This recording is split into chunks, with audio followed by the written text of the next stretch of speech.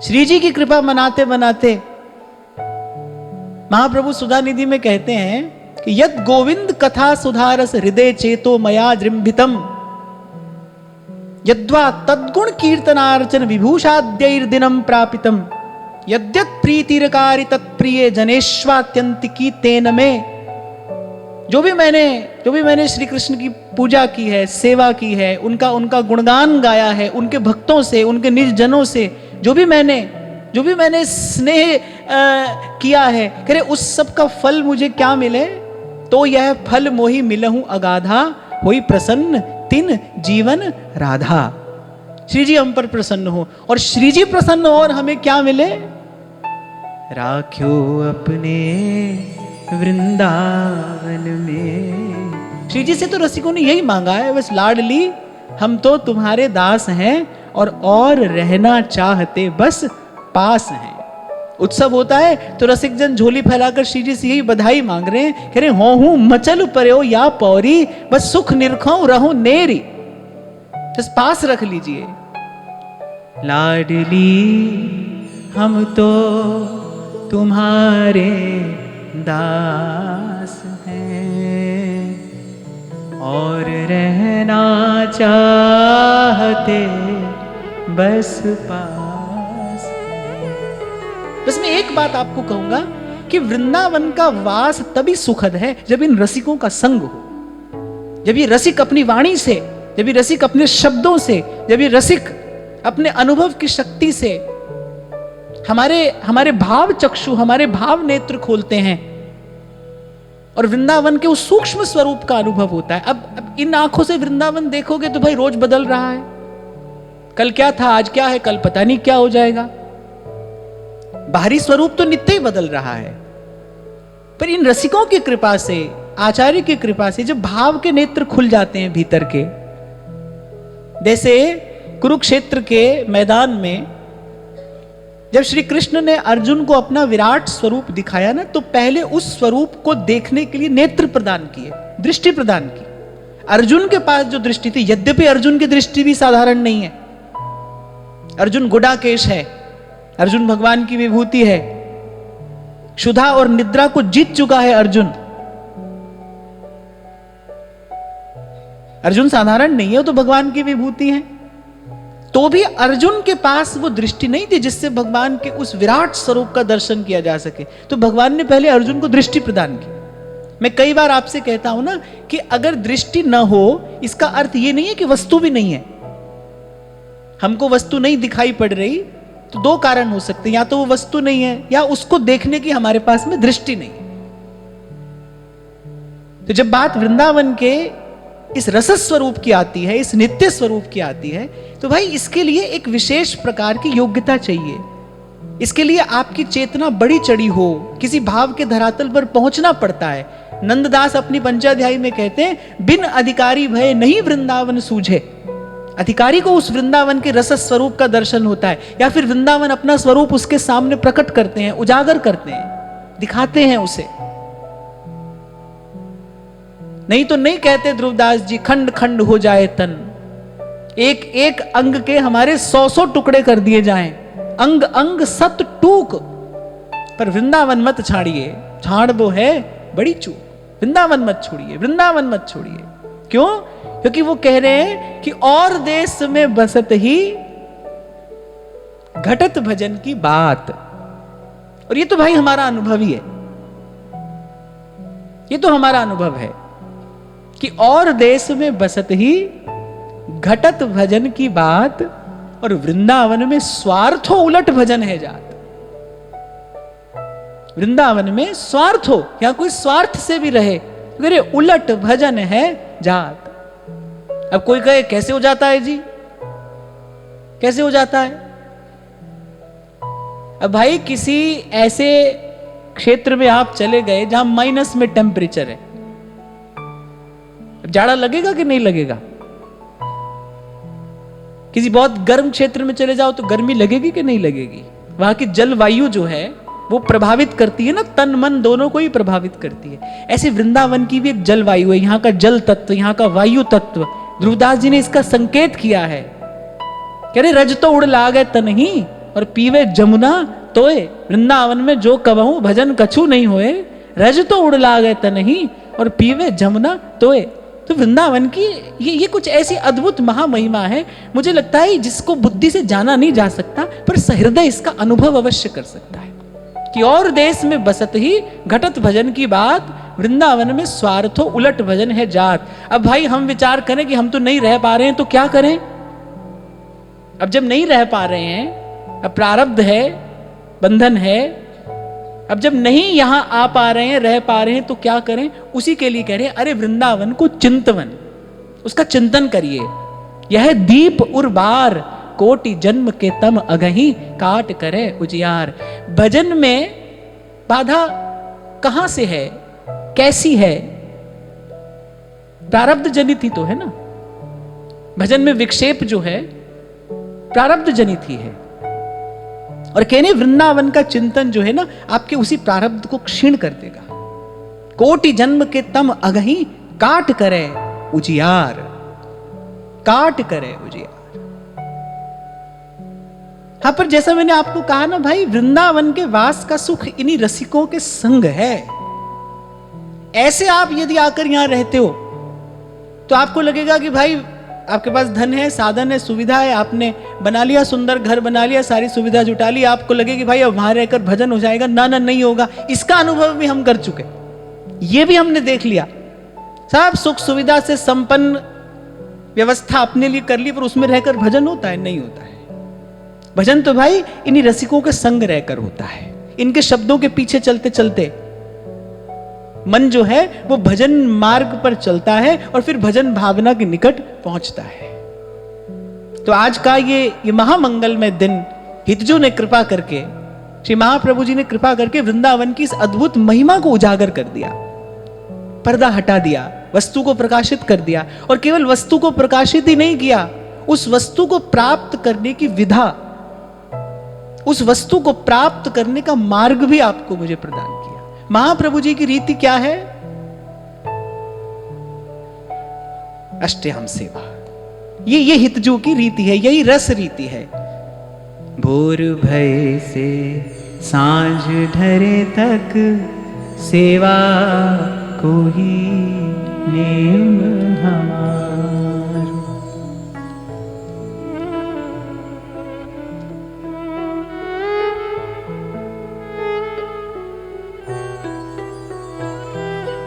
आज बधाई सबन सुहाई, श्री हरिवंश सुधा। कार्तिक लगत वृंदावन आए। रसिकों की वाणी कहती कि कार्तिक मास लगते ही श्री महाप्रभु जी वृंदावन आ गए थे। और ठीक है, मुझे लगता है कार्तिक लगते ही आए होंगे, फिर पाठ उत्सव की तैयारी की होगी। आज कार्तिक शुक्ला त्रयोदशी, रसिक कहते हैं तेरस। आज तेरस है ना, तेरस प्रगट भयो, तेरस प्रगट भयो। कह रही है देखो सुनो न कान, जो आज से पहले न किसी ने देखा था न सुना था, जो अदृष्ट था, अश्रुत था, अद्भुत, अनुपम, अपूर्व, अभूतपूर्व, करे उस रस को प्रकट कर दिया। तेरस प्रकट कियो, देखे सुने न कान। आज बधाई सबन सुहाई, श्री हरिवंश सुधामरी। प्रगट भय श्री राधा वल्लभ, रसिक जनन विश्राम। प्रकट भय श्री राधा वल्लभ, रसिकों के लिए तो राधा वल्लभ लाल का भी प्रागट्य उत्सव आज ही है। वस्तु तभी प्राप्त होती है भाई जब, जिस दिन, जिस घड़ी गुरु देता है, गुरु प्रसाद। अब हम अपने ही जीवन में देखें, जीवन में परिवर्तन कब आता है? जब जीवन में संत आता है, सत्संग आता है, गुरु आता है, तभी तो जीवन बदलता है। हम भी यही थे, संसार भी यही था, हम भी वैसे ही थे, संसार भी वैसा ही था। देखते देखते आप अपने भीतर एक परिवर्तन अनुभव करते हैं, आपको लगता है कुछ बदल रहा है। और वो जो बदल रहा है ना, वो बाहर नहीं बदल रहा है, वो आपके भीतर बदल रहा है। इसलिए मैं तो बार बार आपको यह भी कहता ही रहता हूं कि जब जब कुछ परिवर्तन चाहें तो अपनी शक्ति बाहर मत लगाना। बाहर तो कालक्रम से सब चल रहा है, इसमें हस्तक्षेप मत करना, इसमें हमारा कोई अधिकार नहीं है। और आपको ऐसे लगता है कि संसार बाहर है, दुख का कारण बाहर है, फिर संसार भी भीतर है और द्वंद्व का कारण जो है ना वो भी भीतर ही है, वहीं दूर करना होगा इसको। तो वस्तु तो होती है, वस्तु तो नित्य है, सनातन है। गुरु आचार्य कृपा करके उसको प्रकट करते हैं, प्रदान करते हैं। प्रगट भय श्री राधा वल्लभ रसिक जनन विश्राम। हितजू ने कृपा करके ये रस रीति आपको मुझे प्रदान की। रस रीति अर्थात वो भावना। रसिकों ने प्रियालाल से यही विनती की है, यही विनय की है कि जो सहचरियों का भाव है वही भाव प्रसाद स्वरूप में मुझे भी प्राप्त हो। और सहचरी कौन है? ध्रुवदास जी ने एक पंक्ति में सहचरी का स्वरूप स्पष्ट कर दिया है।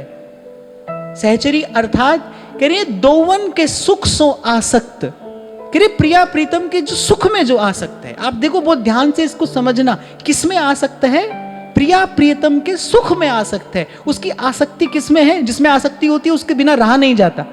उसके बिना अगर आपको रहना पड़े तो जीवन कठिन हो जाएगा। जिसमें आसक्त होता है व्यक्ति, उसका संग, उसकी सन्निधि, उसकी प्राप्ति उसको सदा चाहिए।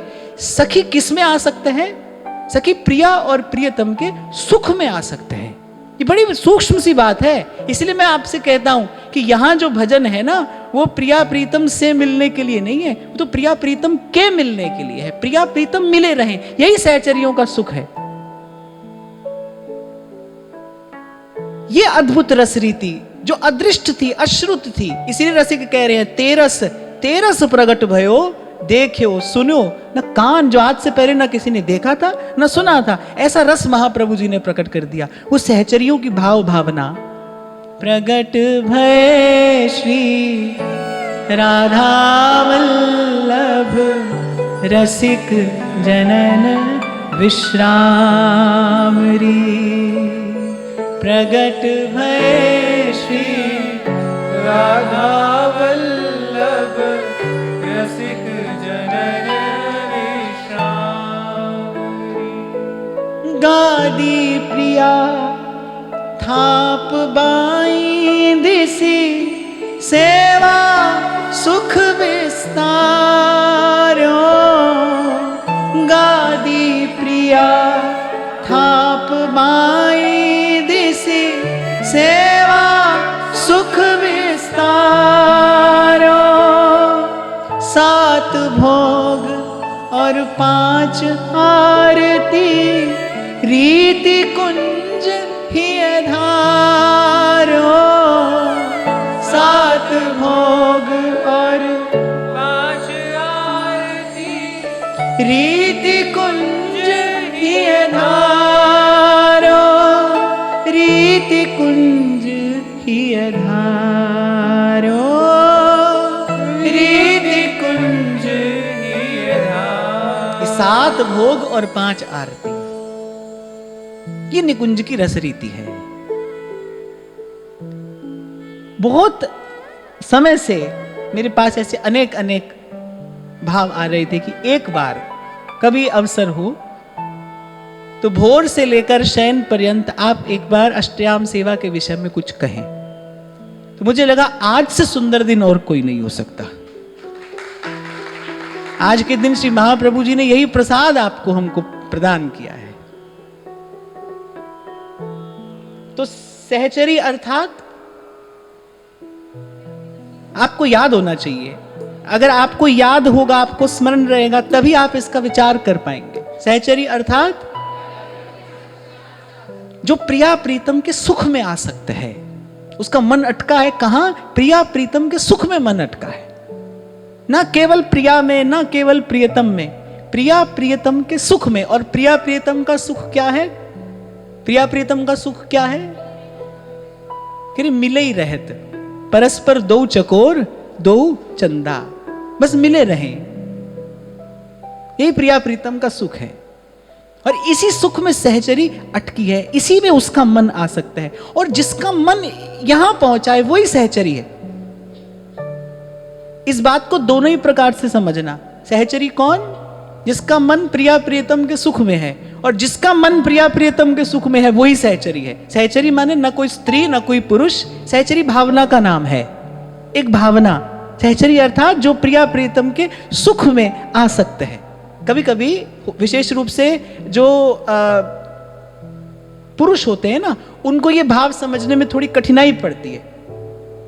उनको लगता है कि भाई इसके लिए हमको शायद कुछ और होना पड़ेगा। ना ना, ये पुरुष और स्त्री से इसका अर्थ नहीं है, ये एक भावना की बात है, और भावना को हृदय में कोई भी धारण कर सकता है, irrespective of male and female. इसका इससे कोई लेना देना नहीं, भावना की बात है। भावना कैसी है? जो प्रिया प्रियतम के सुख में जिसका मन है, प्रिया प्रियतम का सुख ही जिसका लक्ष्य है, उद्देश्य है, प्रिया प्रियतम के सुख से ही जिसको सुख है, वो सहचरी है। इसलिए ध्रुवदास जी ने एक जगह कहा है, नारी किंवा पुरुष हो जिनके मन यह भाव। नारी किंवा पुरुष हो, नारी हो या पुरुष हो, तो कह रहे जिनके मन में ये भाव है, हित ध्रुव तिनकी चरण रज ले ले मस्तक लाभ। नारी किंवा पुरुष हो जिनके मन यह भाव, हित ध्रुव तिनकी चरण रज ले ले मस्तक लाभ।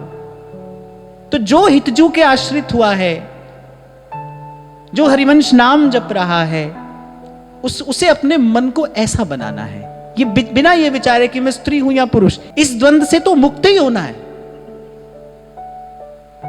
इस द्वंद से तो मुक्त होना है। जब तक आपको लगे मैं स्त्री हूं, तब तक सहज में ही आकर्षण रहेगा पुरुष की ओर। जब तक कोई किसी को लगे मैं पुरुष हूं, तो वहां स्त्री की ओर मन जाएगा। मन को इस अध्यास से मुक्त करना है। कैसे होगा? इसके लिए ही नाम है। ये जो हम कहते हैं ना कि आप नाम जपिए, नाम से हृदय की भूमि तैयार होगी। नाम क्या करेगा? नाम देहाध्यास मिटाता है। नाम की जो शक्ति है, नाम का जो प्रकाश है, नाम की जो महिमा है, वो क्या है? नाम जीव के जीवत्व को भंग करने वाला है। नाम देहाध्यास मिटाएगा। नाम का जो प्रभाव है वो यही है, नाम आपको आपके वास्तविक स्वरूप के निकट ले जाएगा। और वास्तविक स्वरूप क्या है? आपका वास्तविक परिचय क्या है?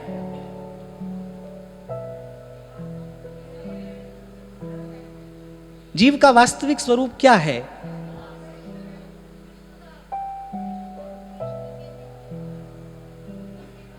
मैंने कम से कम इतना समझ लेना चाहिए कि भाई ये जो शरीर है, ये मेरा परिचय नहीं है, ये मैं नहीं हूं। ये मेरा है पर ये मैं नहीं हूं। ये मेरा है और मुझे श्री जी के चरणों का सानिध्य प्राप्त करने के लिए मिला है। इसका सदुपयोग यही है कि इसको प्राप्त करके श्री जी का नित्य सानिध्य प्राप्त कर लिया जाए। नाम करेगा ये कार्य। तो प्रथम ही भावुक भाव विचारे। भाव का विचार कैसे करे? अपने स्वरूप का विचार करें। मैं कौन हूं? प्रिया जी की सहचरी। सहचरी अर्थात प्रियालाल का सुख ही जिसका जीवन है। होता क्या है कि क्योंकि हम अभी, हमारी जो चेतना है ना, हमारी चेतना अभी देह के धरातल पर खड़ी है। इसीलिए सहचरी कहते ही हमारा ध्यान जो जाता है ना, वो पहले देह के ही आकार की ओर जाता है। इसी से अपने आप को मुक्त करना है। सहचरी माने बस एक ही अर्थ का हमको विचार करना है। सहचरी अर्थात जो प्रिया प्रियतम के सुख में आ सकते हैं। प्रिया प्रियतम का सुख ही जिसका जीवन है, जो प्रिया प्रियतम के सुख के लिए, उनकी सेवा के लिए जीवन धारण करती है, बस वही सहचरी है। अब आप कहेंगे फिर आप करती है ही क्यों कहते हैं? कोई पूछ सकता है कि यदि ये स्त्रीत्व और पुंसत्व से मुक्त है, इसमें न स्त्रीत्व है न पुंसत्व है, फिर आप सहचरी ऐसा करती है ऐसा ही क्यों कहते हैं? सहचरी ऐसा करता है ऐसा क्यों नहीं कहते? या दोनों से मुक्त क्यों नहीं कोई बात कहते हैं? तो इसका उत्तर यह है कि जो सहचरी भाव है, ये जो समर्पण की भावना है ना, देखो एक बात बड़े ध्यान से समझना। पुरुष का जो रस होता है ना, वो जीतने में होता है, अधिकार करने में पुरुष का सुख है, पुरुष का रस है। जो स्त्री का सुख जो है वो समर्पण में है। मैं और अधिक विस्तार से यहां ये नहीं कह सकता, पर आप इसको समझने की चेष्टा करना कि अगर आप स्त्री और पुरुष के व्यवहार का, उसके स्वरूप का आप विचार करें ना, तो पुरुष का रस जो है वो अधिकार करने में है, स्त्री का सुख जो है वो समर्पण में है। इसीलिए जब प्रेम की भावना की बात आती है ना, तो ऊपर नीचे तो कुछ नहीं है। प्रेम की भावना की बात जब आती है ना, तो प्रेम की भावना जो है वो स्त्री के भाव के थोड़ा अधिक निकट है, थोड़ा अधिक निकट। इसीलिए भगवान के जितने भक्त हैं उसमें नारद जी कह रहे भाई, जब भक्तों की बात आई तो यथा व्रज गोपिका नाम, जो गोपिका है ना, जो गोपिका है उसके जैसा कोई दूसरा भक्त नहीं है, प्रेम के निकट है। इसीलिए माताओं के लिए, बहनों के लिए इस भाव की सिद्धि पुरुषों की अपेक्षा थोड़ी सरल है। क्यों? क्योंकि वो जो सेवा और समर्पण की भावना उनके भीतर प्राकृतिक रूप से विराजमान होती है, पुरुषों में वैसी कम होती है। पुरुष को इसके लिए अधिक साधन करना पड़ता है। माताओं में वो भावना सहज रूप से विद्यमान होती है। हां, पर एक बात है कि अंतिम बात यही है, अंतिम बात यही है कि नारी किंवा पुरुष हो, जिनके मन यह भाव, हित ध्रुव तिनकी चरण रज, ले ले मस्तक लाभ। भजन करते करते नाम की कृपा से जब वस्तुतः अपने स्वरूप का भीतर प्रकाश हो जाता है, जैसे ज्ञानी जब योग साधन करता है तो समाधि तक पहुंचते पहुंचते वो मुक्त हो जाता है ना संसार के किसी भी भाव से। वो कहता है ना, मनोबुद्धि अहंकार चित्तानि न हम, न च श्रोत्र जिह्वे न च घ्राण नेत्रे, न भूमिर न व्योमस न तेजो न वायु, चिदानंद रूपः शिवोहम शिवोहम। वो भी समाधि तक पहुंचता पहुंचता वो कहते कि ना भाई, ना मैं अब स्त्री हूं ना पुरुष हूं। अपने आत्म स्वरूप में जब वो स्थित होता है, फ्री फ्रॉम ड्युअलिटी, बड़ी बात यह है, फ्री फ्रॉम ड्युअलिटी। कोई भी भाव जो है संसार का, उसमें द्वंद्व है, देयर इज ड्युअलिटी, क्योंकि इसी से संसार बना है। यहां सब कुछ आप देखो उभय पक्षीय है। जैसे सिक्के के दो पहलू होते, दिन के साथ रात है, हानि के साथ लाभ है, निंदा के साथ स्तुति है, गर्म के साथ ठंडा है, काले के साथ सफेद है। ऐसे देखो संसार ऐसे ही बना है, ताने बाने से बना है। जीवन के साथ मरण है, मरण के साथ फिर जीवन है। सब कुछ यहां पर इसी द्वंद्व से जुड़ा है और इसी द्वंद्व से मुक्त होना है, क्योंकि जिस देश की हम बात कर रहे हैं वो द्वंद्व से मुक्त है। क्यों आचार्यों ने इस रस को इतना छिपा कर रखा? अरे आचार्यों ने क्या, आप देखो वृंदावन शतलीला में हम पाठ करते हैं कि श्रीपति श्रीमुख कमल कहो, नारद सो समझाई, वृंदावन रस सबन ते राख्यो दूर दुराई। एक तो दूर रखा सबसे, और दूर भी रखा और दुराई छिपा कर भी रखा। क्यों? क्योंकि भाई ये जो बात मैं कह रहा हूं ना, पहले तो इसको समझना ही बड़ा कठिन है। दीर्घकालिक सत्संग जब तक जीवन में न हो तब तक तो ये बात ही भीतर नहीं जा सकती। हो सकता है आज भी बहुत सारे लोग सोच रहे हो कि आज कैसी बात कर रहे हैं, ये बात ही भीतर नहीं जाती। और समझ भी आ जाए, ये बात समझ भी आ जाए तो भी देहाध्यास से मुक्त होना कोई सरल काम नहीं है। कल भी हम यही चर्चा तो कर रहे थे कि 70,000 वर्ष विश्वामित्र तपस्या करते हैं, कोई अप्सरा आकर उनके भीतर विकार उत्पन्न कर देती है। इसका मतलब इतने लंबे काल की तपस्या के बाद भी उनके भीतर पुरुषत्व तो बना है ना, देहाध्यास तो है, तभी तो एक स्त्री ने विकार उत्पन्न कर दिया। तो ये कोई सरल काम भी नहीं है। यहां पर आकर नाम की महामहिमा प्रकट होती है। और मैं आपको आज बड़ी विनम्रता पूर्वक एक बात कह रहा हूं, गुरु होकर या कोई उपदेशक होकर मैं ये बात नहीं कह रहा हूं, बिल्कुल एक साधक की भांति मैं आपको ये बात कह रहा हूं।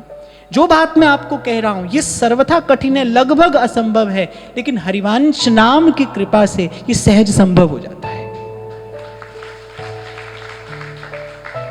मेरे जीवन का सार स्वरूप अनुभव यही है कि श्री हरिवंश नाम की कृपा से ये भाव भावना बड़ी सहज सुगम हो जाती है। नाम की कृपा है, इसीलिए सेवक जी महाराज कह रहे हैं, नाम प्रगट जग जानिए।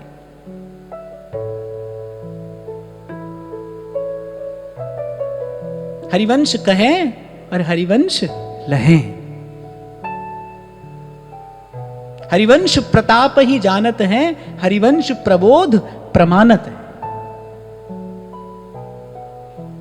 नाम की कृपा से ये भाव भावना प्रसाद स्वरूप प्राप्त होती है।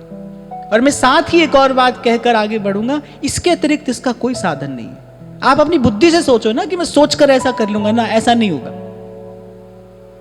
आप सोचकर, विचार कर, तर्क वितर्क करके अपने मन को मना समझा बुझाकर आप सोचोगे ऐसा कर लेंगे ना। इसके लिए भाई एक ही उपाय है, नाम उपाय नीक है। और जो उपाय है, मुझे लगता है सारी शक्ति एक बार बस उसी ओर आपको लगा देनी चाहिए। नाम जपिए, फिर देखिए क्या होता है।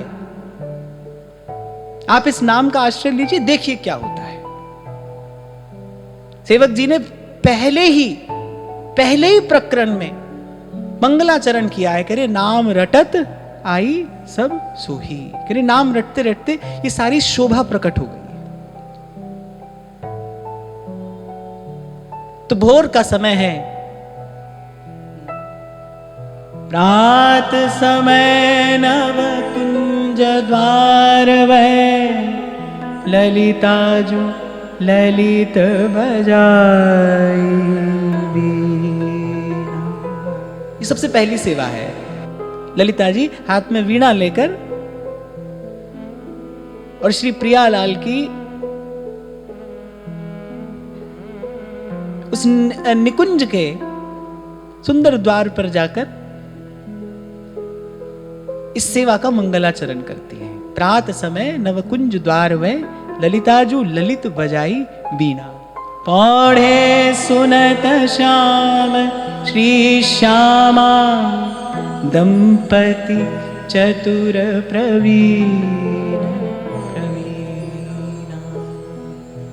इन्हीं सहचरियों के पद चिन्हों का अनुसरण करना है। इनके पीछे पीछे चलना ही हमें प्रिया प्रीतम के निकट लेकर जाएगा। सबसे पहले आचार्य के चरणों में प्रणाम करके और मन ही मन अपने आचार्य का ही अनुसरण करते हुए, मन ही मन अपने आचार्य का ही अनुगमन करते हुए, एक बात सदा ध्यान रखना कि सेवा में सदा अपने गुरु के पीछे ही रहना है।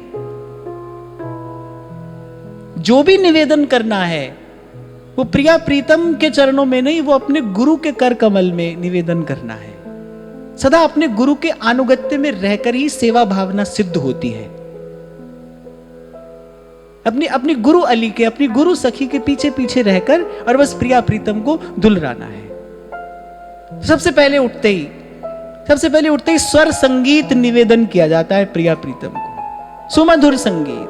प्रात समय नव कुंज द्वार में, ललिताजू ललित बजाई। माने देखो, भीतर जाना है पर द्वार खटखटाना वो सहचरियों को थोड़ा कटु मालूम पड़ता है, क्योंकि द्वार खटखटाने का जो स्वर होता है ना, उसमें श्रुति कटुत्व है। माने वो कान को मधुर नहीं लगता है। जो द्वार खटखटाने का स्वर है वो कान के लिए मधुर नहीं है। और द्वार भाई कैसा भी हो, पर कोई उसको खटखटाएगा तो खटखट की आवाज ही तो आएगी ना, खटखट का ही तो स्वर आएगा। आप देखो कितनी कोमल भावना है कि द्वार नहीं खटखटाया जा रहा है, द्वार के बाहर ललिताजू ललित बजाई वीणा। अब हमको अगर वीणा बजानी ना आए तो हम क्या करें? अब जब ठाकुर जी अभी पौड़े हो, पट लगा हो, तो पट के बाहर खड़े होकर और ऐसे ही मंद मधुर स्वर में उनके नाम का ही गान करना चाहिए। श्री राधा श्री राधा श्री राधा श्री राधा। बस एक बात सदा स्मरण रही, ये रस अति कोमल है, अति कोमल। तो द्वार नहीं खटखटाती हैं सखियां, द्वार पर ठाड़ी होकर भोर भये सहचरी सब आई, और यह सुख देखत करत बधाई। को बीना सारंगी बजावे, को एक राग विभासहि गावे। वो स्वर कान में पड़ता है प्रिया प्रीतम के। अरे द्वार खटखटाना तो ऐसे होता है कि कभी कभी कोई द्वार खटखटाता है और भीतर बैठा व्यक्ति डर जाता है, घबरा जाता है। हमारी श्री जी तो अति कोमल हृदय हैं। अरे द्वार खटखटाने का स्वर छोड़ो, वहां तो मोगरे की कली चटकती है तो कभी कभी उनके रस में विक्षेप हो जाता है। ऐसे मोगरे की कली चटकी है, क्या स्वर होता है कली चटकने का? आपने तो शायद कभी सुना भी नहीं हो। जब कली चटकती है बड़ा मंद सा स्वर होता है। कह रहे वो भी कभी कभी उनको श्रम दे जाता है। तो और कह रहे ललिता जो ललित बजाई बीना, ललित बजाई बीना। अब ऐसा नहीं कि सुबह सुबह है और वहां जाकर जोर जोर से झांझ मंजीरा बजाकर आप चिल्लाना शुरू कर देना। ठाकुर जी कहेंगे क्या सिखा दिया ये? नहीं, ऐसे मंद मधुर स्वर में श्री राधा श्री राधा श्री राधा श्री राधा। जहां भी आपने ठाकुर जी को विराजमान किया है, अगर द्वार खोलना है तो ऐसे ही बड़ी मृदुता से पहले द्वार के निकट जाकर ऐसे उनके नाम का कुछ गान किया जाए और फिर बड़ी कोमलता से, बड़ी ललित रीति से द्वार खोला जाए। पट भी अगर आपको हटाना है तो पट के बाहर जाकर इसी प्रकार इसी विधि से पट हटाना है। यही सहचरियों की रीति है। ऐसे ही सेवा का आरंभ करना है। ऐसे धीरे धीरे फिर भाव भावना में आपके माधुर्य विकसित होता चला जाएगा। अभी तो हमको क्या है ना, हमको अभ्यास है, घर के लोगों कैसे जगाते हैं, चीख कर चिल्ला कर, है ना। बच्चे जगते नहीं, फिर माताएं चिल्लाती हैं। तो हमको तो भाई ऐसे जगाने का अभ्यास है, ऐसे जगाने का भी अभ्यास है, ऐसे जगने का भी हमको ऐसा ही अभ्यास है। ये तो बड़ा कोमल देश है। बाहर के संसार से बिल्कुल विरत होकर इस भाव भावना के देश में हमको जाना है। वैसे थोड़ा थोड़ा अभ्यास करते हुए, और इसीलिए मैंने कहा सदा गुरुजनों के पीछे चलते चलते कि आगे बढ़ना है। गोर भय सहचरी सब यह सुख देखत करत बधाई, को बीना सारंगी बजावे, को एक राग विभा सही गावे। और भीतर जाकर फिर एक चरण हित सो सहरावे, एक बचन परिहास सुनावे। फिर उठ बैठे दो लाल रंगीले, बिथुरी अलक सबे अंग ढीले, घूमत अरुण नैन अनियारे। अभी आलस है, अभी नैन अलसाए हुए हैं। ऐसे जगाते जगाते सहचरियां जगाती हैं।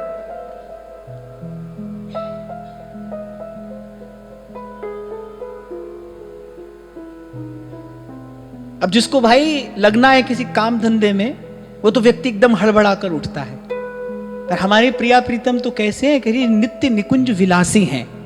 ऐसे जगते जगते जगते हैं, ऐसे जगते हैं, फिर लेट जाते हैं, फिर जगते हैं, फिर लेट जाते हैं। ऐसे जगते जगते जगते हैं। ऐसे झट से उठकर नहीं बैठ जाते। और सहचरियां भी इसी विधि से, इसी रीति से, मधुर मधुर रीति से उनको जगाती हैं। ध्रुवदास जी श्रृंगार शत में इसका वर्णन करते हैं। ऐसे जगे हैं, फिर उठकर बैठे हैं, फिर अभी उठने की इच्छा नहीं है, सो फिर लेट जाते हैं, फिर उठते हैं। और इसी प्रकार मधुर रीति से उनकी मुख मुद्रा का, उनकी भाव भंगिमा का, उनकी चितवन का, उनकी उस मंद मुस्कान का, वो जो आलस से भरे हुए उनके वो कजरारे रत्नारे नेत्र हैं, वो जो पलकों का गिरना और उठना है, उसकी जो मंद गति है, बस सहचरियां इसी का सुख लेते लेते सेवा में लगी हैं। और जब जगते हैं तो फिर सबसे पहले मीठा मधुर मंगला का भोग निवेदन करती है। अद्भुत मिश्री मेल मिलाई और अधिक हेत सो आन खवाई। सहचरियां जब प्रिया प्रीतम को पवाती है ना, तो उनकी माता बन जाती है। जैसे माता पवाती है ना अपने बालक को लाड़ और वात्सल्य से भरकर, ऐसे सहचरियां जब पवाती है ना तो वात्सल्य रस की मूर्ति हो जाती है। ये जो माधुर्य है ना, इसमें सब रसों का समावेश है। इसमें सख्य भी है, इसमें दास्य भी है, इसमें वात्सल्य भी है, और माधुर्य तो है ही। सरल शब्दों में कहूं तो मां होकर सहचरी पवाती है, मां बनकर।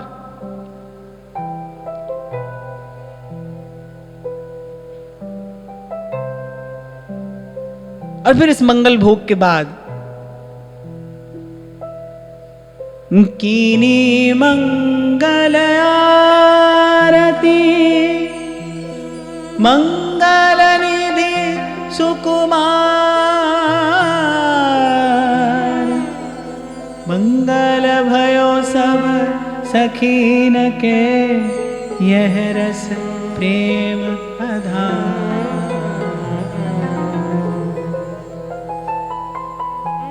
और फिर ऐसे ही शैया से बड़ी कोमल रीति से पग धरते हैं युगल। और ध्रुवदास जी कहते हैं कि जहां जहां पग धरे छवि के बिछौना से बिछाए तहां जात हैं। चाचा श्री हित वृंदावन दास जी की एक रचना है मंगल जुगल विनोद बेली, बड़ी अद्भुत रचना है। चाचा जी ने वो रचना रची किसके लिए? ध्यान धरने के लिए। कि युगल के इस सुख का ध्यान धरने के लिए चाचा जी ने वो रचना रची है, ध्यान के लिए, सेवा भावना के लिए, मानसी भावना के लिए ही चाचा हित वृंदावन दास जी की वो रचना है मंगल जुगल विनोद बेली। उसकी कुछ पंक्तियां मैंने आपको शायद यहीं से कभी निवेदन भी किया था कि उठते ही सबसे पहले उन्हीं कुछ पंक्तियों का स्मरण सबको करना चाहिए। नमामि श्री हरिवंश कृपा अम्बुद बरसै जग, श्री राधा रस रहस गूढ़ दर्शाए दियो मग। नमामि राधा चरण सकल मंगल को कारण, नमामि श्रीहित रूप सेव्य गौरांग बिहारण। नमामि रसिकानंद प्रिया आनन अंबुज अली, नमामि ललिता ललित रूप रस बेली महाफली। नमामि सहचरी वृंद सदा सेवत राधा पद, नमामि वृंदारण्य अखिल कौतुक को बेहद। नमामि दिनमणि सुता तीर शोभा को संघट, नमामि सब सुख निकर बेली तरुवर वंशी बट। नमामि वृंदा देवी सुभग कानन अधिकारी, नमामि खग कुल वृंद जहां संतत सुख भारी।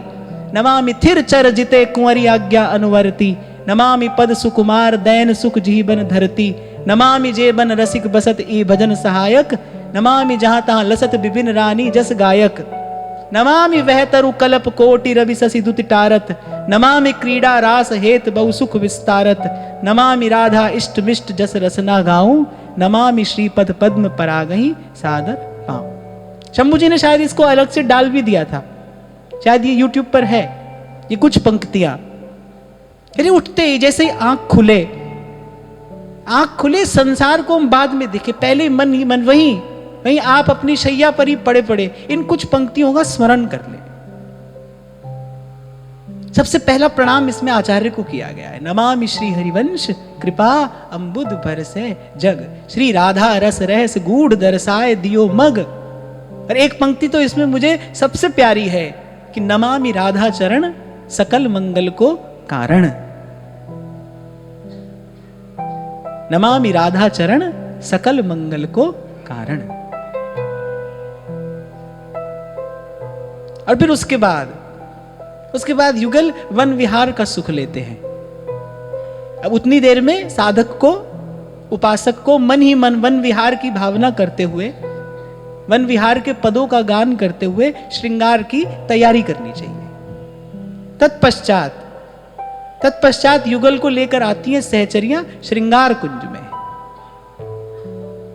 जहां पर मज्जन के हेतु मणि चौकी जू बिछाए दई, बैठी ताप आए के लड़े ती लड़काए के। खोल दियो जूरा बगराए दिए सखी बा, छूटे जो पिटारे ते भुजंग सुत धाए के। कोमल कुसुमन गादी बिछाई, अति सुगंध सौंधे छिरकाई। तेही ऊपर बैठे दो प्यारे, जल सुगंध सो बदन पखारे। कहते हैं दिव्य रत्न जटित वो कुंज है जिसका एक एक रत्न जो है ना वो दर्पण के जैसा है। और जैसे ही युगल उस कुंज में विराजमान होते हैं, अब जैसे चारों ओर यदि यहाँ पर दर्पण लगे हों तो एक जलता हुआ दीपक अनेक हो जाएगा ना। ऐसे ही रत्न कुंज में जब सहचरियां प्रियालाल के स्नान और श्रृंगार की सेवा करती हैं, उस दिव्य कुंज की एक एक मणि वो वैसे ही अपने अद्भुत प्रकाश से प्रकाशित है। और जब प्रियालाल का स्नान श्रृंगार वहां संपादित कराया जाता है, रतन कुंज में आए दो, लेकिन वहां पर केवल विशेष सहचरियों को ही प्रवेश है। ललितादिक बिन ताहा न को। फिर चाप चुपर मृदु सेज पर न्यौछावर कर प्राण, और अति सुगंध जल उष्ण सो करवावत स्नान। अब यहां ध्रुवदास जी कहते हैं अति सुगंध जल उष्ण सो। उष्ण माने गर्म नहीं, गुनगुना, सुगंधित है और गुनगुना है। अब आप सोचो कि रोज ही गुनगुने जल से स्नान करते हैं, रोज ही? हां, इसका उत्तर दो क्यों? जो इसका उत्तर देगा उसको मेरी तरफ से आज इनाम मिलेगा।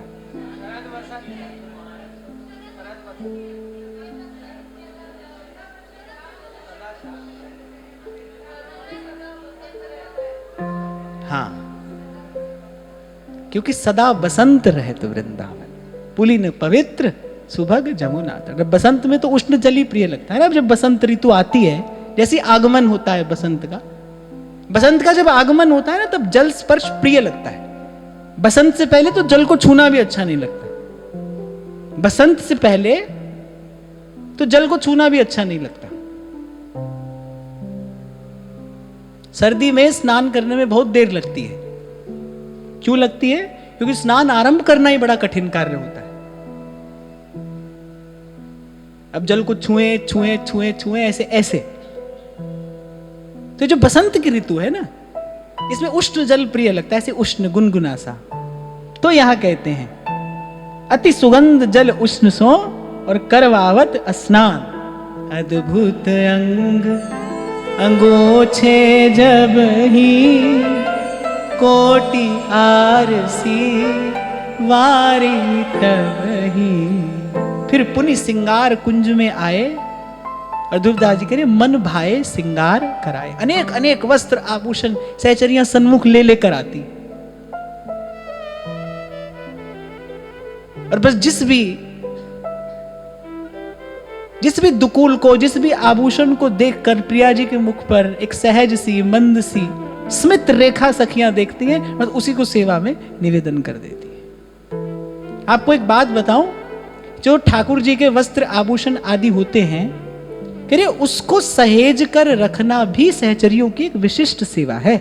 श्री जी के श्रीअंग से जो वस्तु स्पर्श होती है वो उन्हीं का ही स्वरूप है। तो जो हमारे यहां भी, आप भी अपने घर में जो ठाकुर जी की सेवा जैसे भी आप करते हैं, तो जो सेवा की सौंज सामग्री है उसको भी बड़ी सुघड़ता से सहेज कर सहचरियां रखती हैं। तो ऐसे अनेक अनेक वस्त्र आभूषण सहचरियां प्रिया जी के सन्मुख निवेदन करती हैं। जिस पर श्री जी की रुचि हो, अरे मन भाए सिंगार कराए। और सहचरियां कैसी हैं? श्रृंगार कला में अत्यंत दक्ष हैं, निपुण। क्यों? क्योंकि स्वयं च सकला कला सुकुशली कृता न कदा। क्योंकि स्वयं प्रिया जी ने एक एक सहचरी को, आपके शब्दों में कहें तो ट्रेंड किया है। महाप्रभु कह रहे संगीत में भी कैसी है? एक ते एक संगीत की स्वामिनी। ऐसे एक एक कला में सहचरी अत्यंत निपुण है। प्रिया जी की सहचरी का वैभव क्या है? प्रिया जी की सहचरी का वैभव महाप्रभु अपनी सुधा निधि में स्पष्ट करते हैं। श्री राधा किंकरी नाम लुठती। जो प्रिया जी की किंकरियां हैं, श्री राधा किंकरी नाम लुठती चरणयो अद्भुता सिद्धि कोटि। यानी उसके चरणों में अद्भुत अद्भुत, ये संसार की रिद्धियां सिद्धियां नहीं, इस लोक की रिद्धियां सिद्धियां नहीं, वो अष्ट सिद्धि नव निधि नहीं। श्री राधा किंकरी नाम लुठती चरणयो अद्भुता सिद्धि कोटि। जैसे प्रिया जी के मन की बात जानकर, लाल जी के हृदय का भाव जानकर, फिर सहचरियां अद्भुत अद्भुत श्रृंगार करती हैं। ध्रुवदास जी कह रहे सहचरी कैसी सेवा कर रही है? मन की रुचि ले सेवा करही, छिन छिन प्रति ऐसे अनुसरही। मन की रुचि ले सेवा करें। पहले उनके मन की रुचि जानती है सहचरी, फिर सेवा करती है। अब देखो सहचरी की गति कहां तक है। अब यहां पर बताओ, प्रियालाल बैठे हैं और यहां सहचरी है। अब इनमें से अंतर्यामी कौन है?